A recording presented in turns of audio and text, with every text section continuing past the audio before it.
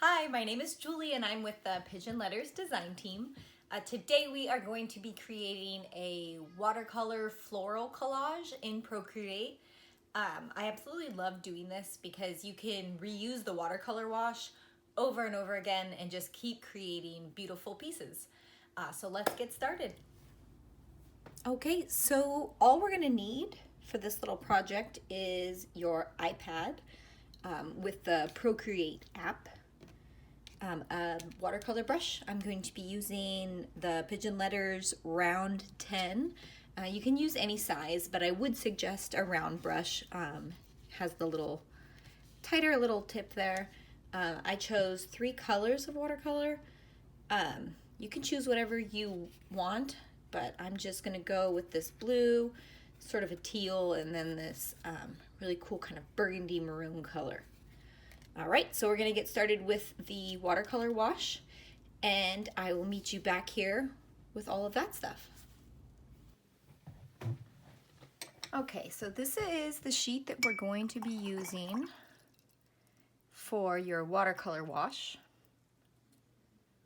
These are my 3 colors, and we're just going to kind of have a messy go at it. I'm gonna start with the blue.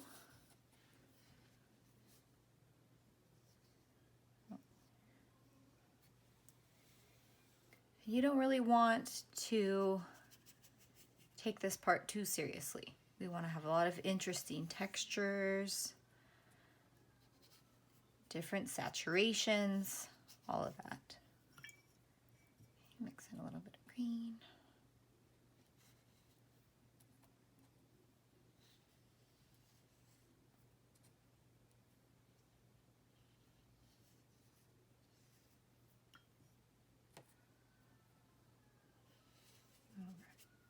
And if you chose to make this monochrome, maybe you're just doing blue or just green, whatever, you are going to want to vary the saturations. So some of it is going to be really dark.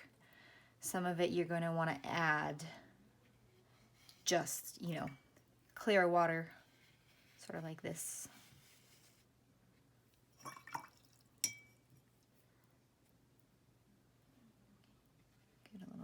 Blue. And when you get these little bursts of watercolor, those are really interesting spots for what we're going to be doing with this. Let's add a little bit of that maroon, purplish red.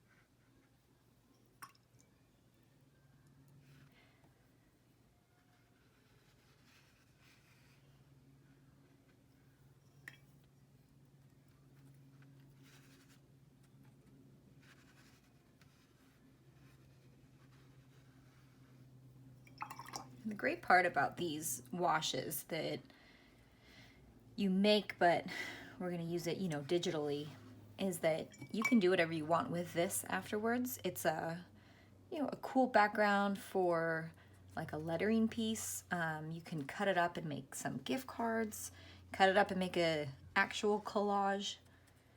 It's just kind of a fun thing to have on hand. I usually use it as gift tags, different ones that I have. They're just fun. You can add in a few drops of clear water or some more pigment. Okay, and then it might warp a little bit. If you want to tape the sides down when you do it, that is probably a good choice.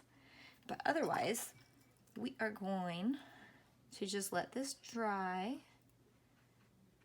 Try not to use like a blow dryer or little air dryer on it.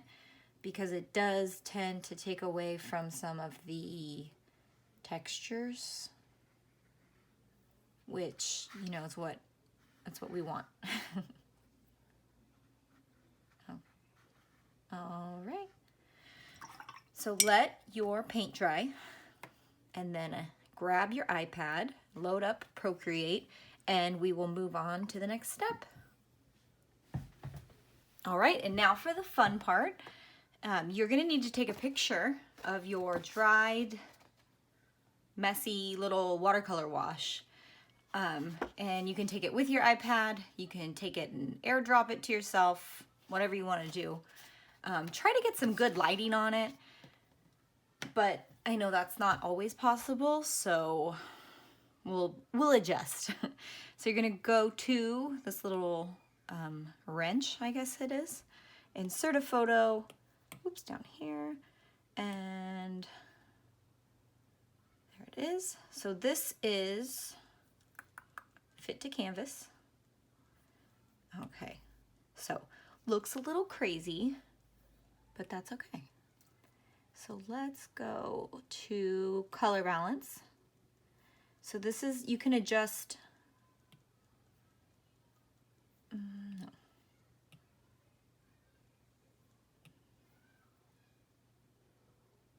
All right, so let's go to curves.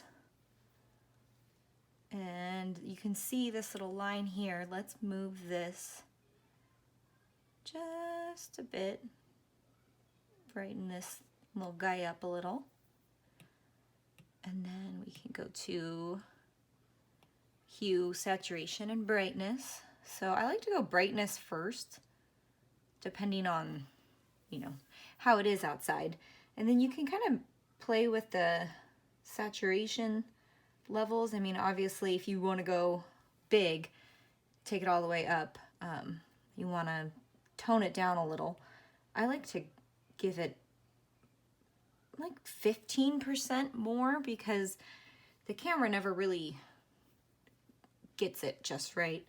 And then another fun little thing, if you've never done this, I'm gonna go back to it, is you can change the hue. So it's gonna change all the colors, which is like, that's so neat to me.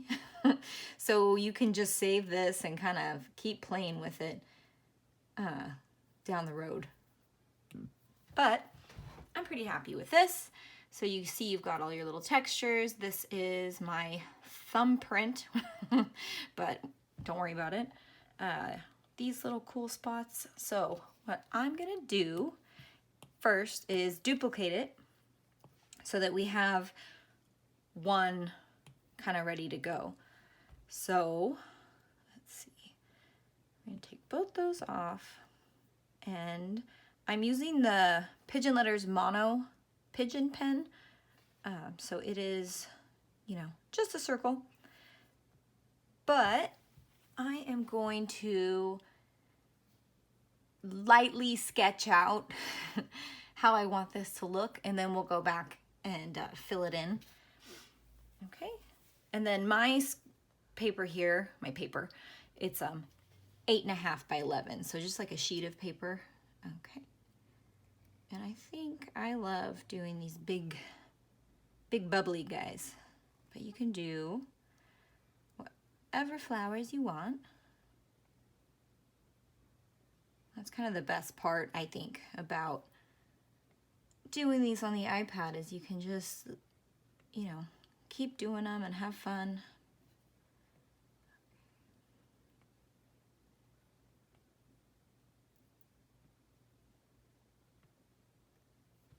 Okay, I feel like that's so cute already. Okay, so let's do something like this. Add another layer. I'm gonna go ahead and turn the opacity down on our sketch. And then we are going to go into that empty layer right below it and just draw and fill these in.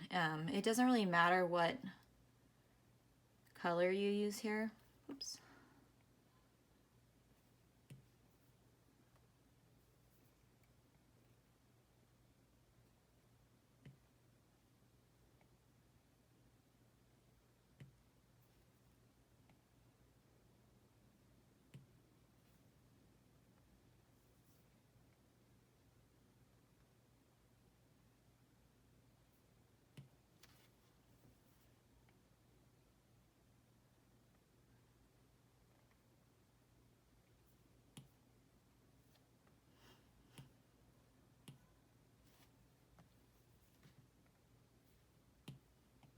Yeah, sometimes I get picky where I shouldn't. We'll give this one an extra little petal.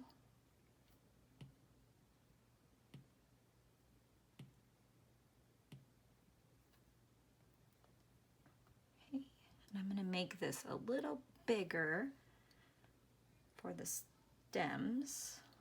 So, you know, I'm going to make them a little straighter.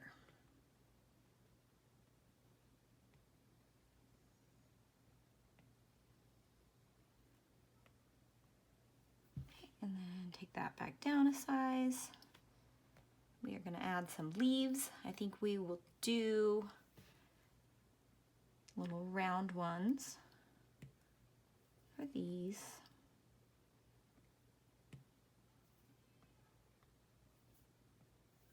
And little skinny pointy ones for these.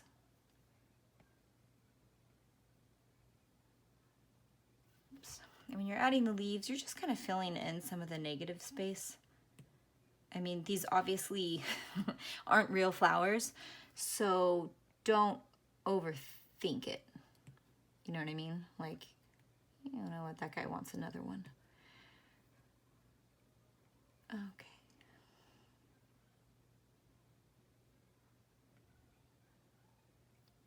So you want to make sure you leave a little bit of negative space in between everything so it's not too cluttered.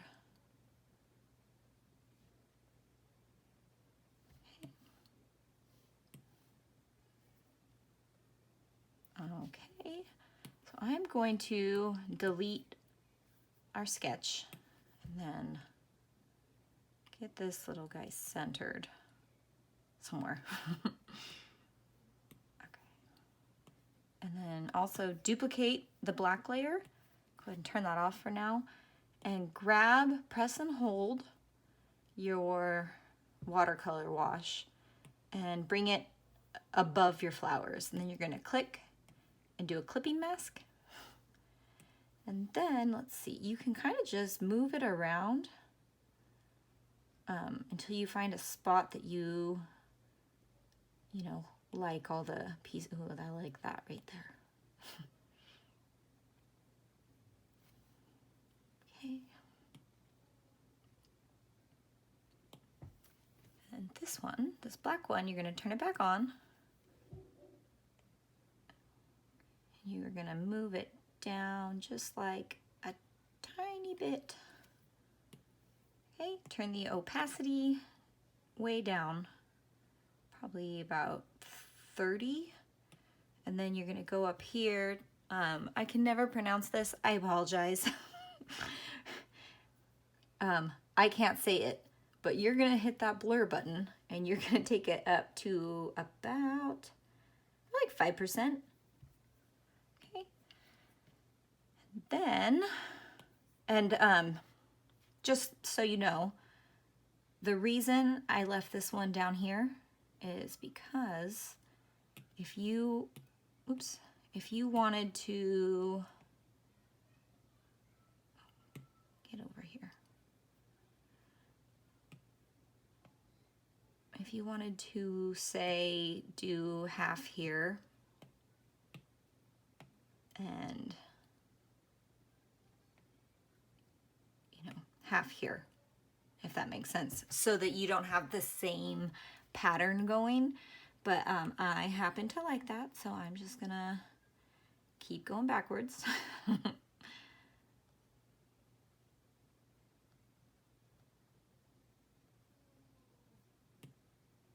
Okay. This I actually just noticed. There we go.